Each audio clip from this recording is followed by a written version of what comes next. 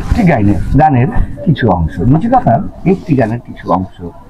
আমি মুখ্য সূক্ষ্ম বাবু মানুষ, কিছুই জানি না, এই দেশেরই রক্তাভাষা, কিছুই বুঝি না। আজকে যিনি কয়লা মন্ত্রী, কালকে তিনি শিক্ষা, আর কয়লা কালো শিক্ষা নিয়ে আমরা করি ভিক্ষা। হাই গাইজ, আমি বাবু এসডি ফালতু কথায় আপনাদের সবাইকে অনেক অনেক শুভেচ্ছা, অভিনন্দন, ভালোবাসা। আশা করি আপনারা সবাই ভালো আছেন, সুস্থ থাকেন এবং কথার সঙ্গে থাকবেন। কথা এমন একটি চ্যানেল যে এর বিষয়ে কিছুটা আপনাদেরকে ধারণা দেওয়ার চেষ্টা করছি। আপনার মন খারাপ, আপনি বিষণ্ণতায় ভুগছেন, একাকিত্বতে ভুগছেন, অথবা নানান ধরনের কষ্টের মধ্যে আছেন, অবশ্যই আমাদের ফানি ভিডিওগুলো দেখার চেষ্টা করুন। আপনি প্রেম করছেন, প্রেমের কিছু শব্দ লাগবে, অথবা প্রেমিকাকে সুন্দর করে নিজের কাছে ডাকার জন্য কোনো শব্দ লাগবে, অবশ্যই আমাদের রিলস দেখুন।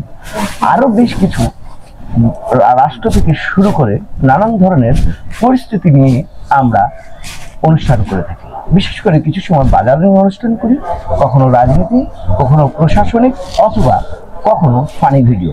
তাই আমাদের রম্য টক শো সবসময় এই ধরনের চলবে।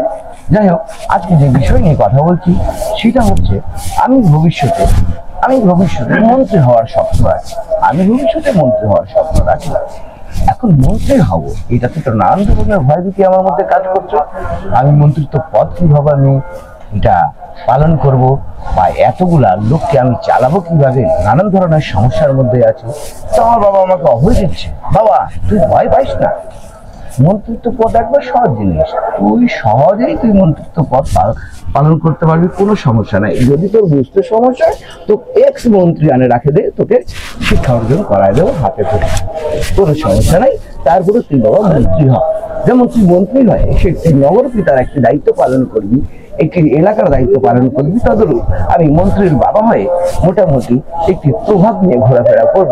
তবে অনেক বড় কথা, আসলে আমাদের দেশে মন্ত্রী বা রাজনীতি ব্যক্তিত্ব অথবা নানান ধরনের পদের মানুষরা আমরা যারা আছি, তারা আসলে রাষ্ট্রকে ভালোবাসি কিনা জানি না, কিন্তু নিজের পকেটটাকে ঠিকই ভালোবাসি এবং নিজের পকেট ভারী করার জন্য যা করার তাই করি।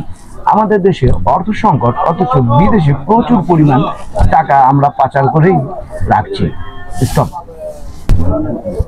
আমরা আমাদের প্যাট বা আমাদের নিজের সম্পত্তিকে ধরে রাখে, সে সম্পত্তিকে বিদেশে পাচার করি।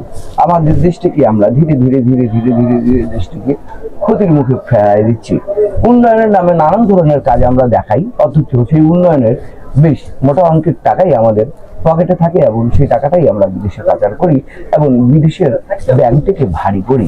আসলে আমাদের রাষ্ট্রের মধ্যে যেভাবে আমরা আমাদের রাষ্ট্র পরিচালনা করতে চাচ্ছি, সেরকম একটি মাত্র দলের মধ্যে একটি যোগ্য নেতৃত্ব পাচ্ছি না।